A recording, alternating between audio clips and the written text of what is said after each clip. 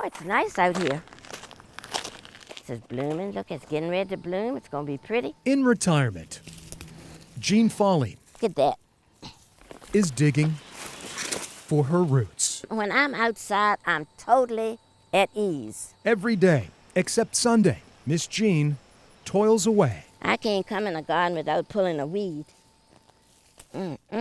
Instead of patience, this former nurse from Hanover County That's another bed. now nurtures nature. I trimmed all of my azaleas down after they bloom. A bountiful backyard boasting flowers and fruits. There's a tomato vine coming up here. Gardening keeps Jean one step ahead of old age. With arthritis, you have to move. You have to continue to move. The more you move, the less you hurt. She has spent all but 3 of her 87 years This yard was always full of people. living right here. It's her own green patch of heaven, I see where the barn was. just east of Ashland. Tell you, it's a great place to be.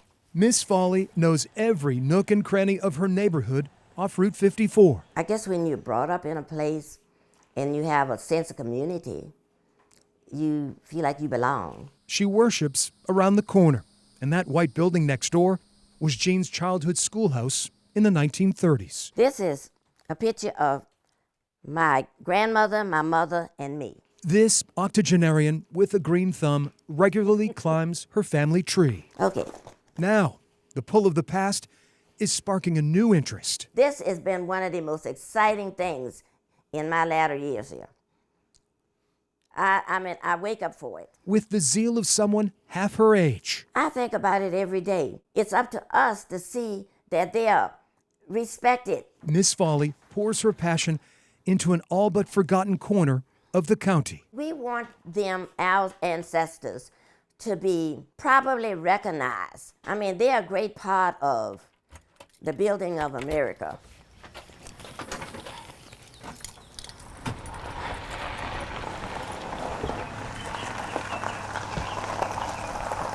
A short drive from Jean's home along a rough, rural road that punishes the most durable of vehicles. Sitting silently on private land, hiding in plain sight. It's very peaceful. 4 acres of woods is drawing Miss Foley's attention. It is. Yep, this is hallowed ground. On this spot is where the Hanover native can trace her heritage. Standing here, it's like you're communing with the dead souls. Hickory Hill Slave and African American Cemetery was once part of a sprawling 3,400-acre plantation. No, didn't always look like this. When I was a child and came in here, it didn't look like this. The burial ground is the final resting place of at least 149 people, Here are the graves in here, see? There are some. including Jean's great-great-grandparents who were enslaved on this land. Yes, Hannah and William Tolliver. This cemetery was active for nearly a century and a half, from 1820 through about 1950. 1, 2, 3, and then if I turn around, there's 4. There are 5 graves right here together. Mother Nature and neglect have not been kind. Well, the conditions now it's a catastrophe. Only a few stone and metal memorials survive. There's a marker there. Undertaker would put on your grave, but of course you can't read anything because it was just paper inside. And that's all washed away. Dozens of depressions side by side Don't step in that hole. mark burial sites across the landscape. To know that they are lying under this sod and have been forgotten for so many years. It almost brings you to tears. Where is it? But slowly, Maybe this is it. this place related to death See here? It's got is showing signs of life. J-A-M-E-S.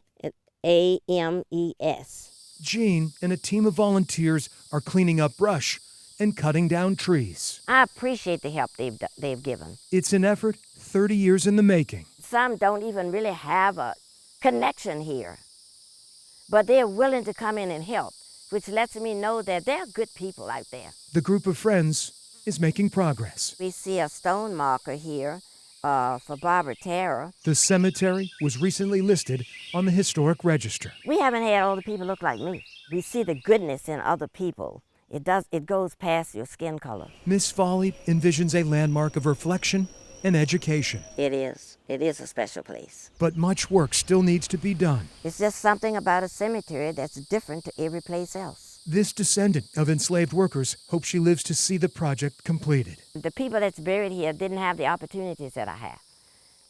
They weren't allowed to have the freedom that I have, to do the things that I do. Driven by a desire to honor her ancestors, This is a picture of my grandma Betty. she's not stopping. It's one of the highlights of my life.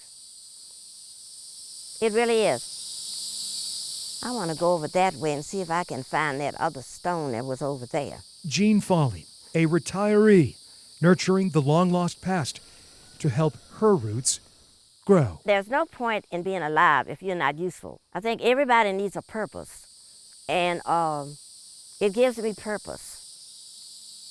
For I Have a Story, My heart is here. I'm Greg McQuade, CBS 6 News.